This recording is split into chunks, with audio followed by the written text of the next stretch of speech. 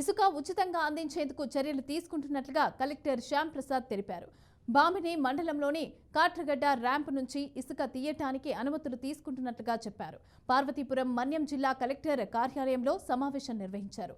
అనుమతి లేకుండా ఇసుక రవాణా చేస్తే కఠిన చర్యలు తీసుకుంటామని హెచ్చరించారు. ఇక 10 నుంచి 25 కిలోమీటర్ల వరకు స్థిర ఛార్జీలు నిర్ణయించబడతాయని తెలిపారు. తదుపరి దూరాన్ని బట్టి ఇక కిలోమీటర్ల వారీగా ఛార్జీలైతే చెల్లించాల్సి ఉంటుందని అన్నారు. స్టాక్ పాయింట్ వద్ద చెక్ పోస్ట్ అలాగే సీసీ కెమెరాలు ఏర్పాటు చేస్తున్నట్లుగా కలెక్టర్ శ్యామ్ ప్రసాద్ తెలిపారు. మన రాష్ట్ర ప్రభుత్వం ఇచ్చినటువంటి ఆదేశాల మేరకు రేపు మన మన్యం జిల్లాలో ఉన్న 451 గ్రామ పంచాయతీల్లో కూడా గ్రామ సభలు నిర్వహించడం జరుగుతుంది. పంచాయతీ సెక్రటరీ, గ్రామ సర్పంచ్ ఆధ్వర్యంలో.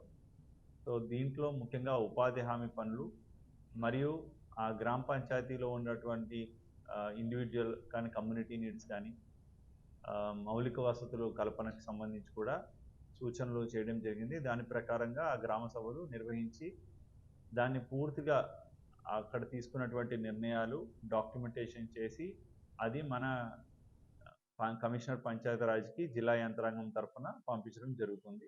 సో స్వర్ణాంధ్రప్రదేశ్లో భాగంగా 2047 యాక్షన్ ప్లాన్లో అంతర్భాగంగా ఈ గ్రామ సభల నుంచి వచ్చినటువంటి నిర్ణయాలను కూడా మేము ప్రాతిపదికగా తీసుకొని భవిష్యత్ కార్యాచరణ ప్రణాళికకి గ్రామ సభలో ఉన్నటువంటి నిర్ణయాలు కూడా మేము తీసుకోవడం జరుగుతుంది, ఇన్ఫర్మేషన్గా తీసుకోవడం జరుగుతుంది.